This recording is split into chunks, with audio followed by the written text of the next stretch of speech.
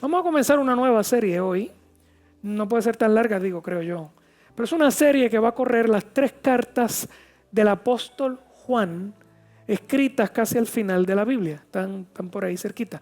Primera de Juan, segunda de Juan y tercera. ¿Ok? Vamos a conocer estas 3 cartas. Son las tres epístolas o los 3 libros más cortos del Nuevo Testamento. De hecho, la segunda de Juan y tercera de Juan es una página. Usted la lee en nada, ¿no? Y están seguidas en su Biblia para aquellos que saben muy bien navegar su Biblia. Después de las 3 cartas está una carta bien cortita de Judas. No el que Sor Connor lo hubiera escrito, otro Judas que había. Había 2 Judas entre los discípulos, ok, por si acá. Y luego está Apocalipsis, así que es bien atrás en su Biblia, bien atrás. ¿Bien? Apocalipsis también se entiende que fue escrito por Juan. ¿Por qué se escriben estas 3 cartas? ¿Por qué se escriben? Ya la iglesia había crecido en número, había muchas iglesias regadas, no solo en Jerusalén, estaban por toda Asia. Asia Menor, lo que usted conoce hoy como Turquía. ¿Ok? Esa porción de Turquía en el norte, pues eso es lo que llama Asia Menor en la Biblia. Y estaba regado hacia Grecia, y por eso usted ve Éfeso, usted ve Corinto, eso es Grecia. Y ya estaba en Roma, por eso usted ve la carta a los romanos. No hay una carta a los españoles porque le cortaron la cabeza a Pablo. Si no hubiera escrito una carta a los españoles también. ¿Bien? Pero había llegado hasta ahí en el tiempo del Nuevo Testamento que usted tiene frente a usted en la Biblia, ¿no?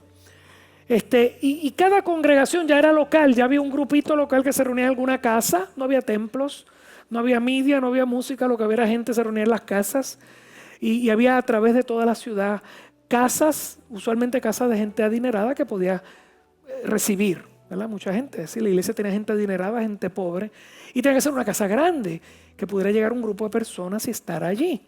Y así que cada congregación, con el tiempo los apóstoles fueron predicando aquí y gente se convertía y dejaban una iglesia y después caminaban y se iban a otro sitio y predicaban aquí, fundaban una iglesia y la dejaban ahí y seguían caminando. Así que donde había una congregación había que dejar a alguien a cargo. Con el tiempo eso comenzó a llamarse como los pastores ancianos y en su momento presbíteros. El anciano era el título de los pastores, había varios de ellos en cada congregación local. Cuando hablo de congregación local hablo de una casa donde había una gente. Así que había al menos más de un anciano usualmente que cuidaba esa iglesia local. Así que usted tenía, cuando Pablo en un momento dado en Efesios 4:11 habla de los ministerios de la iglesia, habla de apóstoles, profetas, evangelistas, pastores y maestros. La realidad es que el pastor y el maestro se quedaba localmente. Los pastores, los que aconsejan, los que exhortan, los que velan, porque no entre falsa doctrina a la iglesia. Y los maestros que enseñan, ¿ok? Y este es el que enseña lo que estoy haciendo en esta mañana con usted. Mientras tanto, los apóstoles seguían viajando, los profetas con ellos y los evangelistas. Así que usted tenía doble ministerio en la iglesia, ministerio itinerante, ¿ok? Itinerante significa que va de lugar en lugar. Y el pastor y el maestro que queda en la congregación. En escritos antiguos de los padres de la iglesia decían, si un profeta se queda de los itinerantes, no vamos. Si un profeta se queda mucho tiempo en ese lugar, sáquelo de allí, bótelo. Los que tienen don profético aquí quietos se quedan aquí. Eso no es. Pero el punto es que en ese tiempo su ministerio era caminar. Porque estaban evangelizando. ¿Me estoy explicando? Ok, no me busque yo un problema aquí ahora. Porque su ministerio era evangelizar, el apóstol era evangelista, el profeta, mientras el maestro y el pastor estaban locales. Esa manera de evangelizar trajo mucha bendición. Piensa en Pablo. Pablo tenía un equipo de trabajo que iba con él, el team evangelístico de Pablo. ¿Ok? Iba con él caminando por todo lugar. Pero así, como eso era de mucha bendición, y por eso vemos todas estas iglesias que se forman y todas estas cartas que están escritas a esas iglesias que se forman, comenzaron a haber equipos de trabajo de gente que predicaban disparates. Hoy los hay, siempre los ha habido. Estaba Pablo vivo, Pedro vivo, Juan vivo y ya había disparateros caminando. Y disparateros organizados. ¿Okay? Y empezó a haber grupos evangelísticos predicando herejías. Iban de iglesia a iglesia. No había internet, no había denominaciones, no había nada de eso. Así que cuando alguien llegaba a una ciudad y decía, soy cristiano, ¿dónde está la iglesia? Todo el mundo lo dejaba entrar y se paraba al frente y empezaba a decir 4 hartos disparates. Recuerde, no había Biblia. Lo que había era el Antiguo Testamento, que es un libro básicamente judío. Y ahora estamos hablando de iglesias que están en todos los lugares gentiles, que no son judíos. De momento, la iglesia está un poquito asustadita porque si lo que esta persona está diciendo es cierto o no. Pero no suena igual a lo que me dijo el apóstol Pablo o el apóstol Pedro. No es lo mismo. No dijo lo mismo. ¿Están conmigo? Ok. Pero no sé cómo pasar juicio de eso que me han hablado. O sea, lamentablemente con el tiempo había grupos de estos que se les vio la costura. Iban a los sitios buscando dinero, buscando que los acomodaran y los tuvieran por largo tiempo como si la iglesia fuera un hotel. De hecho, estaba leyendo un poco que cuando usted llegaba a una ciudad, lo que podría pensar que es un hotel también era el brothel. Brothel es el prostíbulo. Así que los pastores o los apóstoles o los profetas o los evangelistas que llegaban no se podían quedar allí. Necesitaban que alguien de la iglesia los recibiera. Pero empezaron a pasar estas cosas donde hay gente que empezó a buscar dinero, a buscar. Por eso usted va a ver a Judas, a Pedro, hablando de los que aman el vientre, los que aman el dinero. Inclusive hacer aberraciones. Habla de gente que venía a predicar y se llevaba cautivas las mujeres. Empezó a haber inmoralidad sexual con estos predicadores. ¿Okay? O sea, yo quiero que usted entienda que los problemas de la iglesia existen desde el tiempo en que los apóstoles están vivos. Y Pablo tiene que hablar contra eso. Pedro tiene que hablar, Judas tiene que hablar y Juan también. Para el tiempo de estas 3 cartas, el apóstol ya era un ancianito. De hecho, Juan fue el único apóstol que llegó a una vejez extrema, una vejez bien extraña porque ese tiempo la gente no duraba tanto. ¿Okay? Pero se entiende que Juan duró más de 90 años, una cosa bien fuerte. Bien, así que estas 3 cartas las escribe siendo un viejo y Apocalipsis usted sabe que es cuando lo llevan a la isla de Patmos. Hay gente que entiende que no es el mismo Juan, que es otro. Hay todo tipo de debate. Usted no se preocupe, por ahora es Juan. Apóstol Juan y es un viejito. Está bien chavadito. Así que usted va a ver que Juan, de hecho Juan después que sale la gente de Jerusalén, se riegan por todo el lugar. Juan se va a vivir a Éfeso. ¿Ok? Se lleva a María, la madre de Jesús, y la cuida en Éfeso hasta que ella muere. ¿Ok? La tradición cuenta que él cuidó a María hasta que ella muere. Y allí se dedicó a ministrar a las iglesias del Asia Menor. Posiblemente las mismas 7 iglesias que cuando usted lee Apocalipsis, ¿se acuerda de Apocalipsis? Que cuando usted lo abre hay 7 iglesias que le envían un mensaje. Eso es lo que se llama una carta circular. En vez de ser una carta personal, es un sermón gigantesco, una carta circular. Y decía, a las 7 iglesias que están en el Asia Menor. Posiblemente serán las mismas iglesias que él ministraba. Juan, por ser el último discípulo que había visto a Jesús, era muy venerado, muy respetado. Le llamaban el anciano. Más allá de decir anciano de una iglesia local, era como el anciano, el que queda. No sé si lo ven, ¿no? Así que posiblemente él era un presbítero, lo que llamamos hoy en día un presbítero, alguien que vela varias comunidades de fe. Posiblemente las 7 que le escribe en Apocalipsis. Así que con ese título, con toda esa veneración, Juan se ve compelido, se ve en necesidad. Compelido es palabra de domingo, porque tengo que tener un poquito de caché a veces, ¿ok? En necesidad, por si acá no sabía, de hablarle a sus iglesias. En este caso le envía a una iglesia en particular y luego a otra y al final le envía a todas.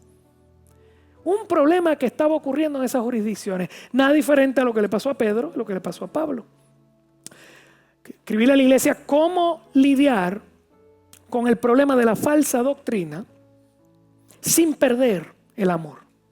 Dígalo conmigo, ¿cómo lidiar con la falsa doctrina sin perder el amor? Porque el amor es la marca esencial del creyente. De hecho, Juan le dice en el profeta del amor, el apóstol del amor. Si usted lee el Evangelio de Juan, si usted ve las 3 cartas, cuando lee Apocalipsis se le acabó el amor, pero en las 3 cartas, todo es amor, amor, amor, amor. Cuando lleguemos a primera de Juan, usted va a ver.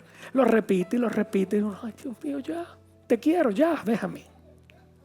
Todo es amor.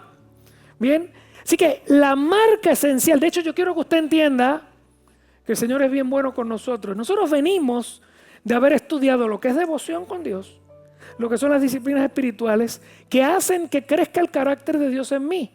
Y el carácter de Dios en mí es cómo trato a los demás, ¿se acuerda? Amabilidad, paciencia, bondad, todo ese tipo de cosas que se cierra o se amarra todo con ¿qué? ¿Cuál fue la última la semana pasada? ¿Con qué se amarran todos los frutos del Espíritu? Con el amor. Al final del día, de hecho, Cristo lo dijo, la gente conocerá que son mis hijos porque se aman los unos a los otros como yo amo al Padre. Al final del día la marca de un cristiano es cómo se lleva, porque en este mundo la gente no se lleva, la gente se destruye. Nuestro corazón está lleno de maldad y de cualquier forma, manera vamos a buscar de sacarle ventaja al otro y destruir al otro.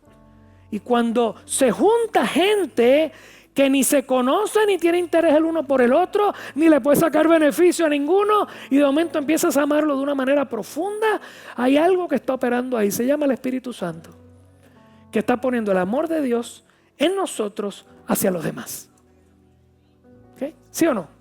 Cuando usted saca un rato para orar por alguien, yo le digo a usted, recuerde esa carita, ore la semana por él.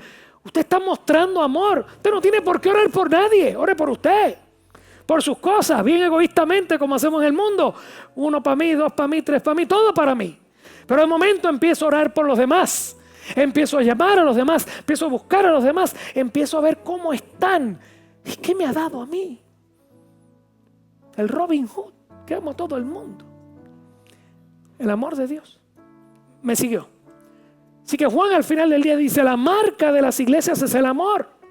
Pero tenemos un problema, que hay gente que está tomando ventaja de nosotros, está dañando la verdad de Dios.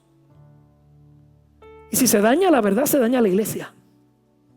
Entonces, ¿cómo lidiar con la falsa doctrina o la tergiversación de la verdad sin perder el amor? Es la idea de las 3 cartas que están ahí. Dicho de otra manera, ¿cuál es el balance adecuado entre la verdad y el amor? Dígalo conmigo, el balance adecuado entre la verdad y el amor. ¿Cómo se relacionan las 3 cartas? Parece que Juan recibió algún reporte. Juan está viejo, ya no se puede mover tanto. Algún reporte de que alguien en una de las iglesias estaba enseñando algunas ideas muy novedosas, o sea, ideas falsas en las iglesias. Aparentemente eran traídas por esos predicadores que venían corriendo por todos lados y la gente se había confundido. Le dicen, Juan, en la iglesia tal, del barrio tal, no sé, la de Éfeso, la Odisea, cualquiera de las 7, llegó alguien hablando esta cosa y ahora está todo el mundo bien confundido, porque tú nos dijiste esto, pero esta gente dice esto otro. ¿Ok? Entonces, había habido una reacción en 2 extremos. Escúcheme bien. En 2 de Juan, él le escribe, dice que le escribe a una señora, realmente le escribe a una congregación. Bien, en el griego se podía usar el nombre de señora para la congregación. Sí, le dirige a una fémina y le dice, una gente que está llena del amor cristiano. Escúchame. Gente que ama mucho y que ama bien. Y en 2 de Juan él le dice a esta gente, no están discerniendo bien lo que les dicen, porque están abriéndole las puertas a cualquiera que llega, que dice que es creyente, y cuando le abren las puertas y le dan el púlpito y explican lo que sea, ustedes lo reciben con gozo. Y en la 2 de Juan la vamos a ver hoy. Usted va a ver que les dice, gente, bótenlos de su casa. Somos gente de amor. Bótenlos de su casa. En esa primera iglesia había un problema de amor sin verdad. Y cualquier congregación puede caer en eso. Amarnos tanto y amar a todo el mundo que no nos atrevemos a decirle las cosas como son. No nos atrevemos a volver a hablar del pecado. Porque no queremos que nadie se ofenda. Las cosas hay que decirlas con amabilidad, pero hay que decirlas. Mira a ver quién se perdió ahora. Esto no está fácil. No me llega, ahorita me llega a mí. Pongan en Ringer esas cositas. Ah, ni en Ringer, eso va a salir.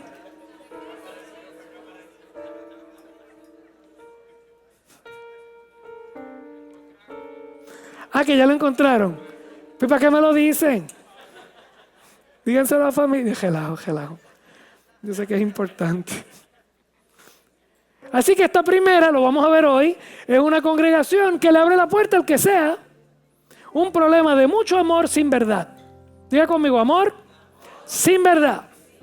En la tercera carta de Juan es el caso opuesto. Este señor, que es uno de los ancianos de la iglesia. Recuerda que le dije que en la iglesia local había ancianos, había muchos. Pero había uno que tenía guille de mandón. Y entonces, en ningún momento se reporta que se estaba predicando falsa doctrina allí. Pero el hombre está tan preocupado, aparentemente, con el asunto que le cierra la puerta a todo el mundo, incluyendo al apóstol Juan. Votó al apóstol de la iglesia. Eso es un problema de verdad sin amor. Mi verdad, lo único que yo, esto es lo que es, y lo que yo digo es lo que es, y los demás no sirven. Usted va a ver que en esas dos cartas Juan las envía. A uno le corrige el problema del amor sin verdad. Al otro le corrige el problema de la verdad sin amor. ¿Bien? Y les dicen ambas, son bien cortas. Y dice abajo, pronto te voy a ver. Y lo cuadramos. A la primera le dice, te voy a ver porque estoy loco por estar contigo. Porque qué mucho amor hay cuando te veo. Al segundo le dice, cuando llegue le voy a meter 4 palos a este tipo. Casi lo dice así. ¿Qué pasa? Que aparentemente Juan, viejito, no pudo ir. Y ahí tenemos la primera carta de Juan, que ya él no puede caminar por alguna razón. Y usted va a ver que entonces la primera carta de Juan no es una carta corta personal. La 2 y la 3 son cartas personales, cortitas. Primera de Juan es un sermón. Es una carta de 5 capítulos que corre todo esto que te he hablado una y otra y otra. Repite como 3 o 4 veces los mismos temas. Pero es un sermón. Es una predicación. Y es una carta circular. Va corriendo por todas las iglesias. Parece que Juan, al darse cuenta que no podía caminar, no podía ir o se enfermó, dijo, pues entonces voy a escribirle todo esto. De hecho, hermanos, todas las cartas que usted ve en el Nuevo Testamento tienen ese reflejo. Los apóstoles estaban predicando, ellos daban doctrinas, se le enseñaban a los ancianos y maestros que se quedaban. Cada cual seguía predicando de boca. Y llega el punto que se dan cuenta que se van a morir. O que les van a cortar la cabeza. Por lo tanto, empiezan a escribir. Pablo empieza a escribir en la cárcel. Todo lo que podía escribir a diferentes iglesias para dejar por escrito la doctrina de Cristo. Para que no se perdiera. Es que usted y yo recibimos el Nuevo Testamento que usted tiene ahí. ¿Ok? ¿Estamos? ¿Aprendió algo hasta ahí? Así que hay algunos teólogos, hay uno que es muy importante, se llama Howard Marshall, y dice que la mejor manera de leer estas 3 cartas es empezando por la segunda y la tercera, porque fueron las previas, y luego ir a la primera. Y eso mismo vamos a hacer acá. Vamos a la segunda hoy. La semana que viene vamos a la tercera. Hay cosas que no voy a explicar todas aquí porque no nos va a dar el tiempo, así que explico un poquito hoy y explico otro la semana que viene. Pero quiero que aprendas, te disfrutes la Biblia, te lleves, porque escúchame bien, cuando leemos la Biblia, lo importante es saber cuál es el problema que el apóstol está tratando de resolver en aquel tiempo. Y luego tenemos que mirar si nosotros tenemos un problema similar. Porque lo que el Espíritu Santo diagnostica y receta para aquella gente es lo mismo que va a recetar y diagnosticar para nosotros. ¿Ok? Vaya conmigo. Segunda carta de Juan. Bien cortita, vamos a leerla. Dice así. El anciano a la señora elegida y a sus hijos, a quienes yo amo, ¿en la qué? En la verdad. Y no solo yo, sino también todos los que han conocido, ¿la qué? Fíjense el énfasis que le empieza a traer. Versículo 2. A causa de la verdad que permanece en nosotros y estará para siempre con nosotros. Versículo 3. Esto es lo que le llaman el saludo. Todas las cartas tenían un saludo similar. Sea con vosotros gracia, misericordia y paz de Dios Padre y del Señor Jesucristo, Hijo del Padre. ¿Y qué dice ahí? En verdad y en amor. Esta es la iglesia del amor. Y él está con está como, ¿cómo es que le llaman a esta gente que son pasivo-agresivos? Juan está, ¿verdad? La verdad, la verdad, la verdad. Miren cómo, en verdad y en amor. Fíjense que este es el saludo, esto es un saludo típico. Si usted ve las cartas de Pedro, de Pablo, todo eso igual. Se presenta primero el que escribe, luego a quien lo escribe y les da un saludo hermoso y maybe después un poquito de una oración de lo feliz que está por todas las cosas que están pasando. Lo vamos a ver ahora. Pablo es igual, Pedro es igual, Juan es igual. Así que este es el típico saludo en el tiempo del tiempo bíblico, ¿no? En esta época. Así que mire que Juan va a saludar a esta iglesia y fíjese las veces que repite, Juan repite mucho, las veces que repite el término la verdad. ¿Qué es la verdad? ¿De qué él está hablando ahí? Sencillo, la doctrina de Cristo en el Evangelio. ¿Sí o no? ¿Quién es el Padre? ¿Quién es el Hijo? ¿Quién es el Espíritu Santo? ¿Cuál es nuestro problema? ¿Cuál es la solución de Dios para nuestro problema? ¿Por qué Cristo fue encarnado? ¿Por qué vivió? ¿Por qué murió en la cruz? ¿Qué hizo eso por mí? ¿Por qué resucita? ¿Dónde está Cristo hoy? ¿Y qué va a ocurrir después? Todo lo que conocemos como doctrina cristiana que nos permite entender quiénes somos, nuestra relación con Dios, qué puede ocurrir si la resolvemos, porque Cristo la resolvió para nosotros. ¿Y hacia dónde vamos? ¿Cuál es nuestra eternidad? Esa es la verdad que está escrita en el Evangelio. Obviamente no va a tocar todo el tema aquí, pero quiero que entiendas de qué él está hablando.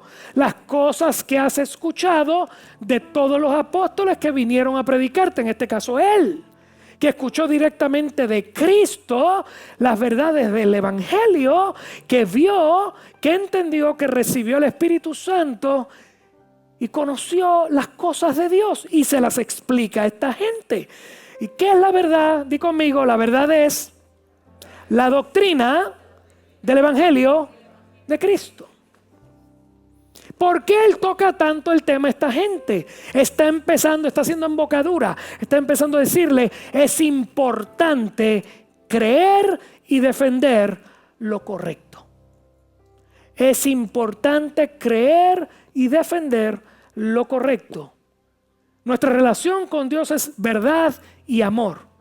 Y gente, la verdad no es negociable. La doctrina correcta no es negociable. Posible que a veces se nos haga un poco difícil entender algunos puntos de la doctrina. Venga los viernes y escuchará a su pastor tratar de explicarse. ¿Cuántos han estado aquí los viernes en Romano? Romano es carne brutal. Romano es steak gordo, así tequible, que hay que picarlo con... Pero los que han estado aquí se lo han disfrutado. ¿Ok? Ya el primer mes de septiembre nos vamos a Romanos 8. Y hemos corrido todo el año, Romanos 1 al 7. Terminamos este viernes. Fue bien bueno. Ahí está la verdad. Ahí estamos aprendiéndolo. Versículos 4 al 6. Mucho me regocijé porque he hallado a algunos de tus hijos andando ¿en qué? Otra vez. Juan, cállate ya. Andando en la verdad. Me regocijo que hay gente que está haciendo las cosas bien. Que lo que les he predicado en la congregación, las cosas están corriendo según yo les dije. Conforme al mandamiento que recibimos del Padre. Fíjense, tus hijos andando en la verdad. ¿Conforme a qué? A lo que recibimos del Padre. Versículo 5. Y por ahí va ahora. Y ahora te ruego, Señora, no como escribiéndote un nuevo mandamiento, sino el que hemos tenido desde el principio. ¿Quién dio este mandamiento? Jesucristo. Que nos amemos los unos a los otros.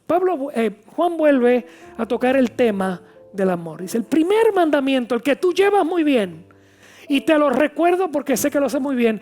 El primer mandamiento es que nos amemos los unos a los otros. 6. Y este es el amor, que andemos según su mandamiento. Eso parece como un trabalengua, se lo voy a explicar ahora.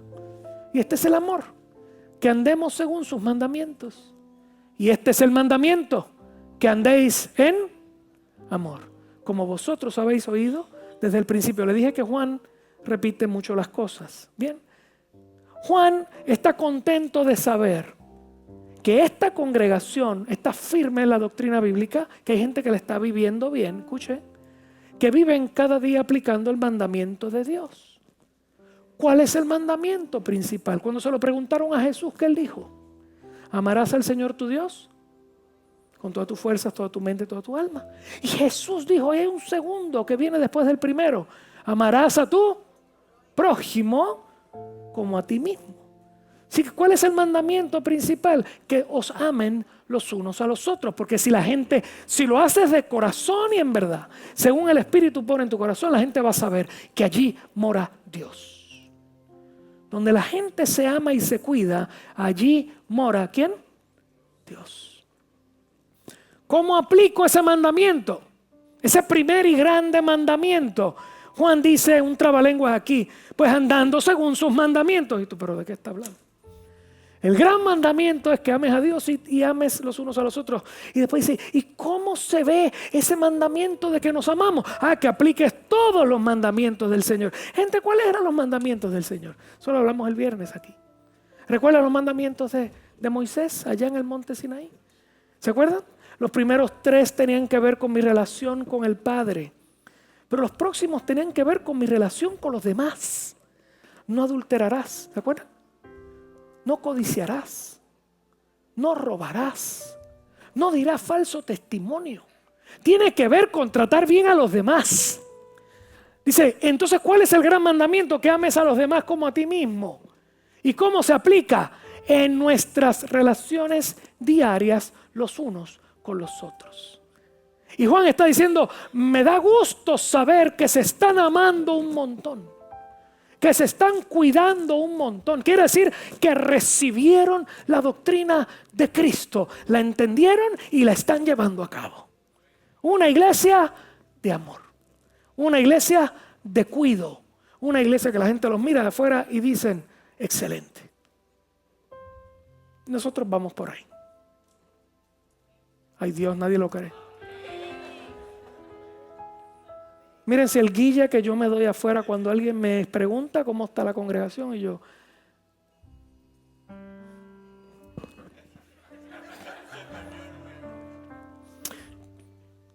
Cambia esa compañía que te dio tardísimo.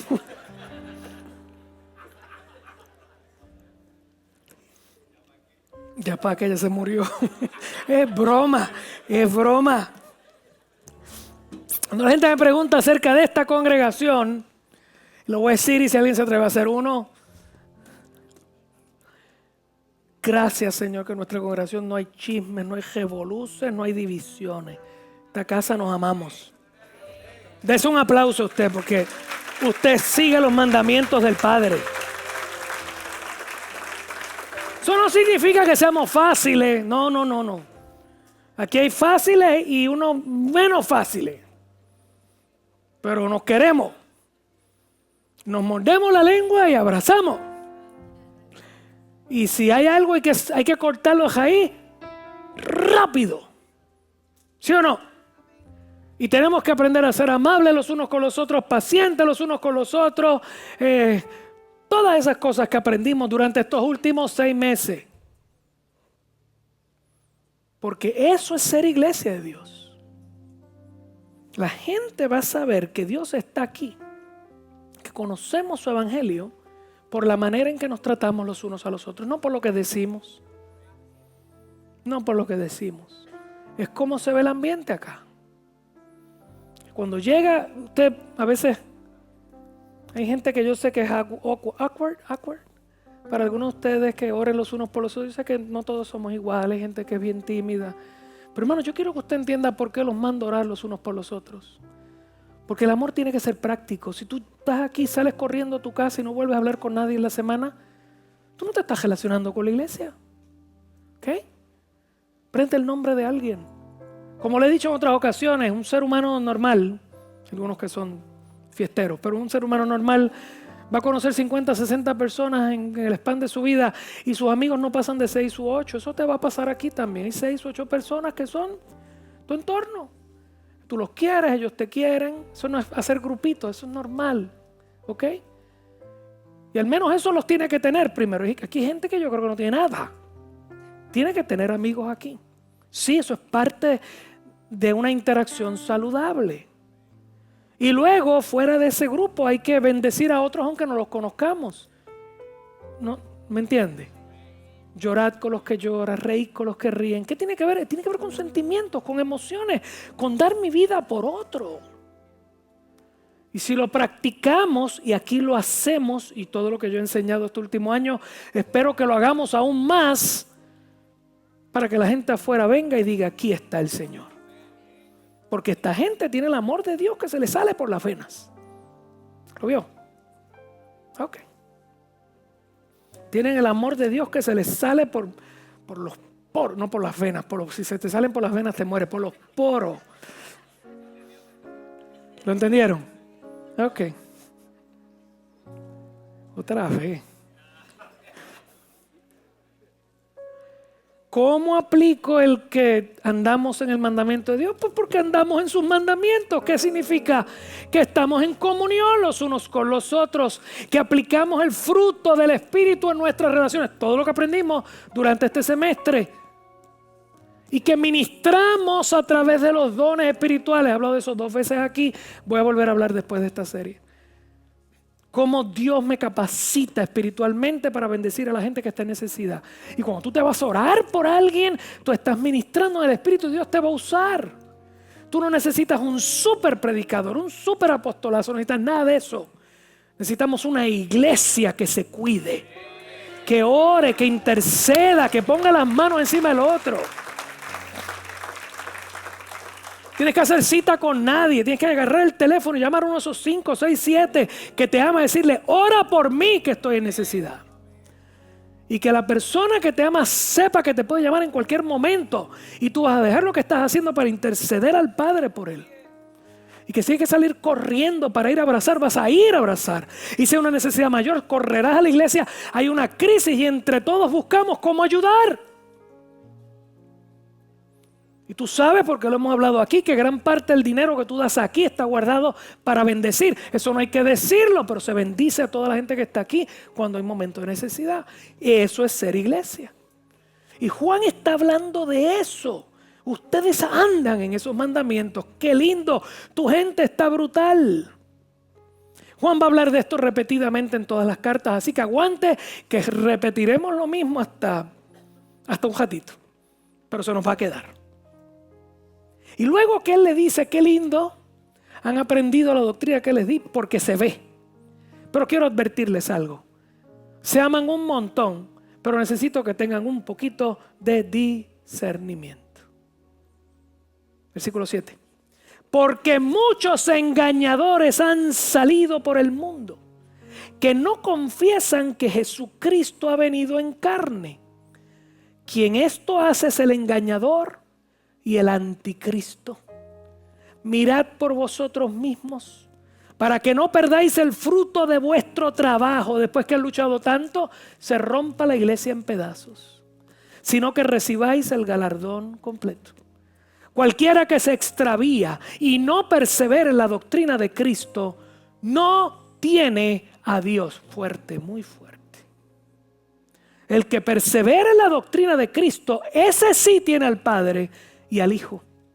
Versículo 10, aquí es que a Juan se le va el amor pasivo-agresivo. Si alguno viene a vosotros y no trae esta doctrina, no lo recibas en casa ni le digas bienvenido, porque el que le dice bienvenido participa en sus malas obras.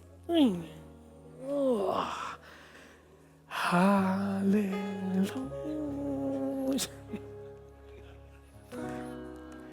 Y no, Juan estaba tan chulito. Se le fue. Se le fue. Yo quiero que usted entienda que esta gente tenía una pasión por la verdad. Pablo es igual. Lea Gálatas. En todas las cartas ellos saludan. Pablo en Gálatas ni saluda. Ni saluda. Le tira pero con un bate y ¿Qué pasa con ustedes que después que empezaron, en Gálatas Pablo le dice, después que empezaron bien, vienen a dañarse? ¿Qué espíritu fue el que ustedes recibieron? Pues Juan está hablando hacia aquí. Esto es una iglesia de amor, una iglesia que está dando un testimonio perfecto, pero le ha llegado, siempre hay chismoso, le ha llegado el informe de que hay falsos profetas predicando una falsa doctrina. No la voy a explicar hoy, toma un rato, la voy a explicar la semana que viene. Las 3 cartas tienen que ver con la misma falsa doctrina. Es el incipiente, es el comienzo de lo que luego se llamó en la iglesia el gnosticismo, que creció bien fuerte en el 2º siglo. Pero aquí estamos hablando del 1er siglo de la iglesia cristiana. Así que lo que luego viene a ser el gnosticismo es lo que Juan empieza a ver ahí. Y usted ve que dice, fíjese que él agarró, y porque el gnosticismo en particular bregaba con ese asunto, comenzaron a negar que Cristo había venido en carne. Una de las doctrinas básicas, por lo que usted come lechón asado en los diciembre, es la encarnación o el nacimiento de Cristo. Y aleluya por el lechón. Si aquí pelearíamos por esa doctrina. Y Juan dice, hay gente que ha salido por allí que ha empezado a explicar o a decir que lo que nosotros le predicamos a ustedes de que Cristo es el Hijo de Dios eterno, que se metió en un cuerpo, se encarnó y vivió entre nosotros y fue real y comía y bebía y lo tocamos. Usted lo va a ver en 1 de Juan. Dice, a ese lo vimos y lo tocamos y hablamos con él y vimos su gloria. Y de momento esta gente está diciendo por ahí que eso no es cierto. Que el Hijo no se encarnó en Jesús, que Jesús es una mentira. Y el problema es que ustedes los han dejado entrar en la congregación. Los han llevado a sus casas. Les han dado el púlpito y han escuchado sus aberraciones. Y es que Juan dice que se les acabe el amor y les dé un poquito de discernimiento. Aquel que no proclama la doctrina del Evangelio, ni lo recibas. Fíjense cómo él dice, vas a perder lo que has ganado. Yo quiero que usted sepa que para mí esto es un problema bien grave. Porque los pastores de esta casa, los ancianos de esta casa, somos los responsables de que quien viene acá, quien habla, quien enseña o cualquier cosa que enseñamos aquí, esté acorde con al menos los principios básicos de doctrina. Hay muchas cosas en que tenemos diferencias de ideas. Escúcheme bien, la iglesia entera, muchas cosas que tenemos diferencias. El modo del servicio, el culto. Hay iglesias que bautizan al niño, nosotros bautizamos al adulto. Y hay gente que tiene una liturgia bien formal y lleva el culto bien formal. Nosotros somos un poquito más pachangueros y hay otros que son más pachangueros que nosotros. Y cómo se visten, y algunos están más esporios, otros así. Son diferencias que pues no las acepto allá, o tú no aceptas esta otra, gente que viene aquí y no le gusta, pero son periferales. Pero hay ciertos asuntos doctrinales que no podemos negociar. La verdad del Padre, la verdad del Hijo, la verdad del Espíritu Santo, el modo de la salvación, hacia dónde vamos, cómo es que somos salvos, cómo es la vida del creyente. Y nosotros aquí estamos, llevamos 20 años tratando de predicar esa doctrina con cuidado. Si usted me va a ver a veces que soy un poco parco en traer gente acá, necesito que alguien lo haya escuchado 20 veces o yo voy y lo escucho. Y con todo y eso, se lo he dicho 1000 veces, hay gente que vamos a traer, va a estar aquí, va a decir algo que no estamos de acuerdo, pero para eso yo les enseño la Biblia, para el discernimiento. Fíjense que Juan lo que le está diciendo, por favor usen discernimiento. Discernimiento es discernir. Cuando tú vas a pueblo, ¿qué voy a discernir en pueblo? Tienes 2 marcas. Y miras para atrás el pote y te pones a mirar los ingredientes y hay algo ahí que es malo. Y tú dices, no, este no. Porque aunque se ve tan rico al frente la foto de esas habichuelas, por detrás le echaron cianuro. Es relajo. Pero más o menos, para que entiendas. No, eso no va. Tengo que con este que es natural, que viene así, viene asado. Tú disiernes entre lo que te puede hacer bien y lo que te puede hacer mal. Pues tú tienes que saber Biblia para que cuando escuchas, disiernas. No es que el que viene aquí es malo. Yo quiero que usted entienda que los primeros 3 siglos de la iglesia hubo muchas herejías y no era de gente mala, eran cristianos. Pero había todavía issues de entendimiento, ejemplo, sobre todo los primeros 3 siglos, de quién era Cristo. Eso fue uno de los issues más fuertes de la iglesia. ¿Quién es Cristo? ¿De verdad es Dios o es un hombre que vino el Espíritu encima de él y después se fue? Eso es lo que esa gente estaba predicando. Y así por el estilo, había mucha confusión. Y la iglesia tuvo que juntarse y volver a la palabra y estudiar y decidir, y esto es lo que vamos a creer. Así que no todo el mundo que predica algo raro es porque es malo. ¿Ustedes recuerdan cuando la Biblia habla en Hechos de Pablo, que tenía 2 amigos llamados Priscila y Aquila? Y estaban juntos y fueron juntos en Corinto y después en Éfeso. Y llegó un predicador joven y muy dinámico, se llamaba Apolo. Era tan bueno que tenía seguidores. Y predicó un día en la iglesia y Apolo y Priscila lo escucharon y dijeron, este disparatero. Y dice que se lo llevaron a una esquina y hablaron con él y le explicaron mejor el camino de Dios. Y lo enviaron a seguir y el hombre fue predicando mejor.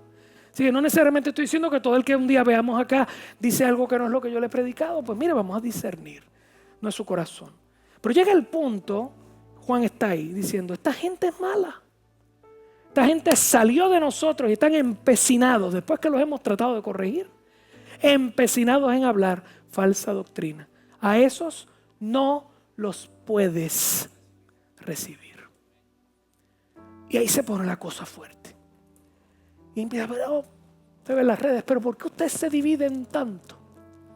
Por eso no estudiamos doctrina, porque la doctrina divide. Esa es la idea. ¿Me entendió?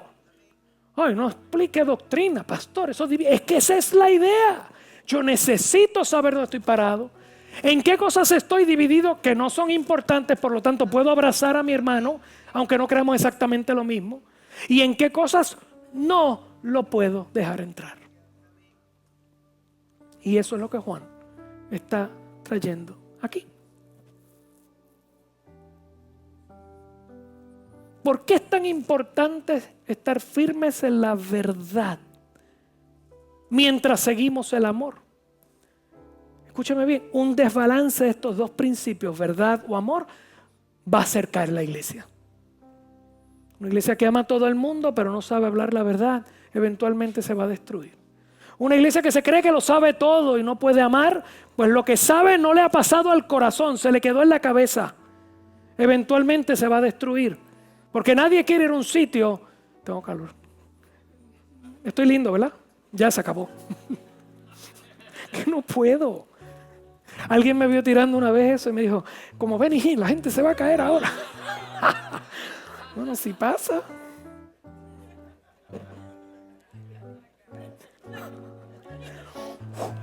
Javi, ¿te caíste? Relajando un día pasa y vamos a callar todos aquí. Porque el desbalance de estos 2 principios va a hacer caer el edificio de la iglesia. Y por eso cierro. Juan les dice, no sean tan amables, tan amistosos y tan amorosos que se les olvide la verdad.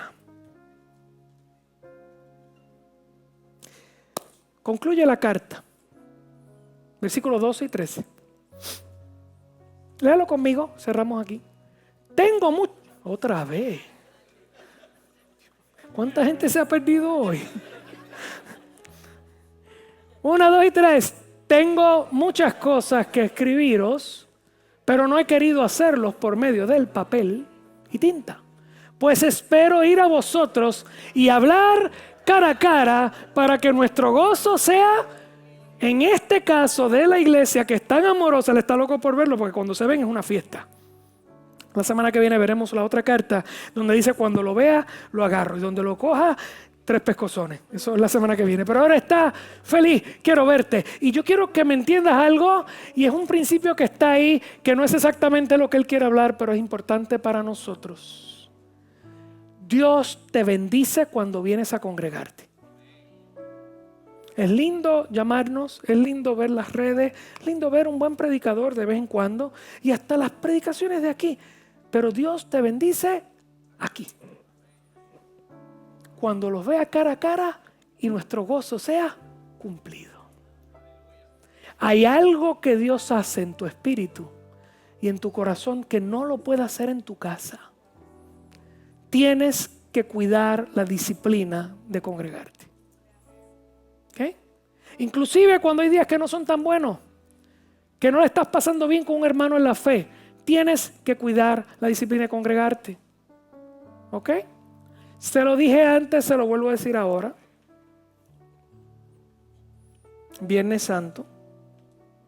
Aquí había aquí hay 330 sillas puestas. Había 400 y pico personas aquí. Los bomberos nos iban a botar. Se llenó esto, Dios.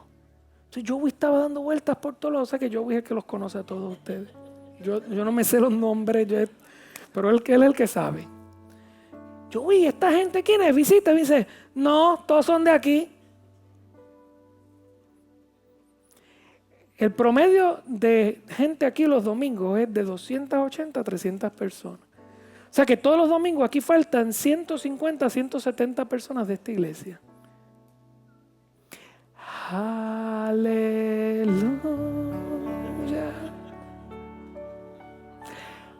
Completito. Aleluya.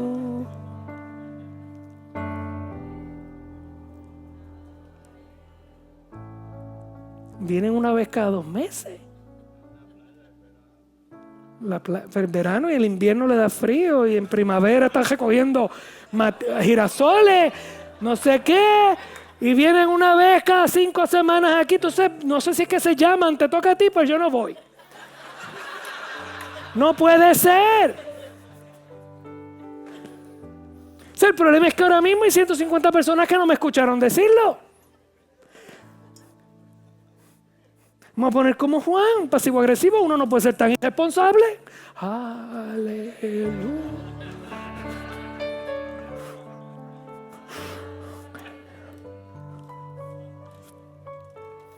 Estoy loco por verlos cara a cara para que nuestro gozo sea cumplido. ¿Ok? Hay cosas que Dios hace aquí que no las va a hacer fuera de aquí. Y si Dios te puso en este lugar, esta es tu casa. O sea que hay cosas que Dios no va a hacer contigo si te vas a otra congregación, igual que otro hermano que venga acá. Hasta que Dios no te dé permiso de salir de aquí, que te lo puede dar y te vamos a enviar con papeles. Sin problema, con papeles. Así que tiene que ser. Y el que llega debería llegar con papeles. Si no tiene papeles, pues facsímil razonable. Pero mientras estás y Dios te trajo, este es el lugar para ti, tienes que estar aquí. Porque aquí es que tu gozo va a ser cumplido. Dale un aplauso al Señor, por favor.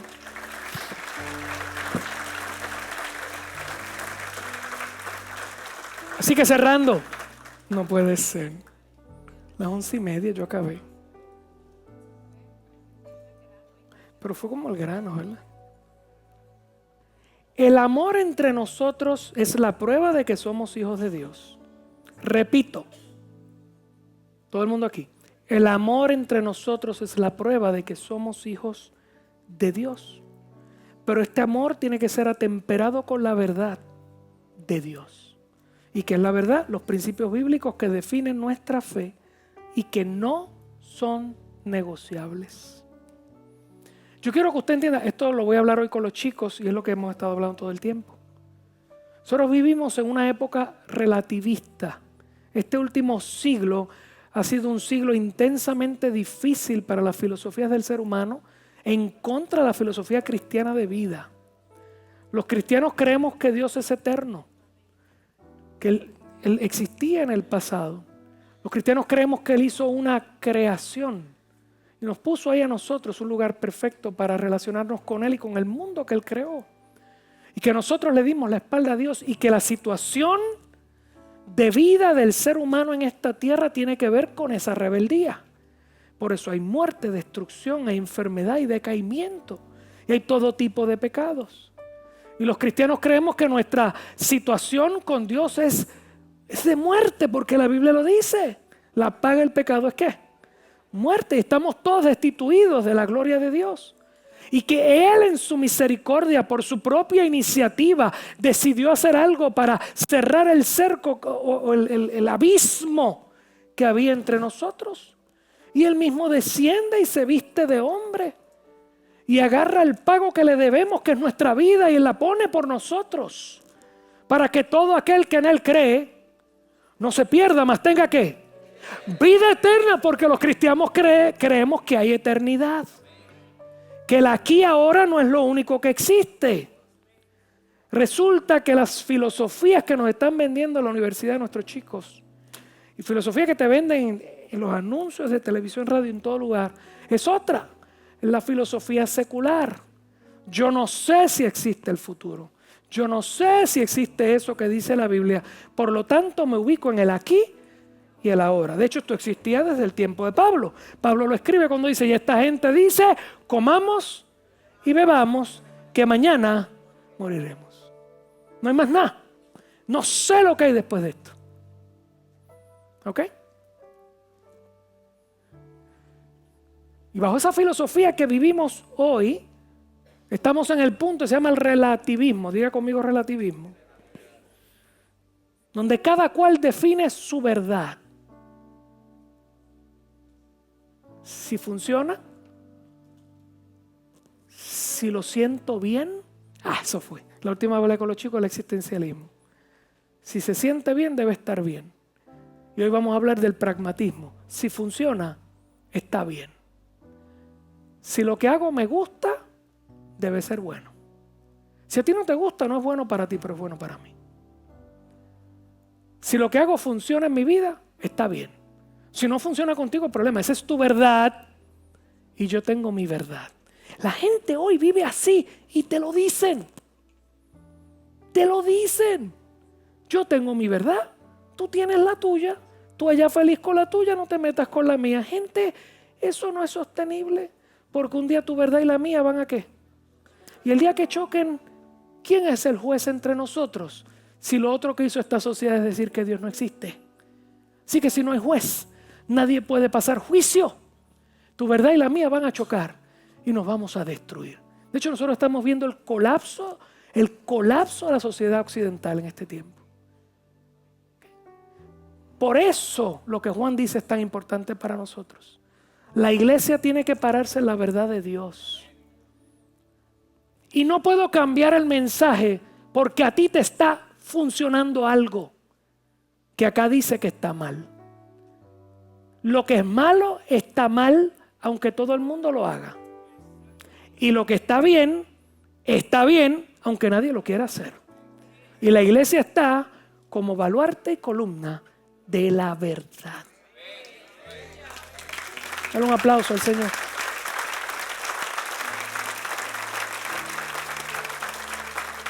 ¿Cómo con amor le predicamos a este mundo?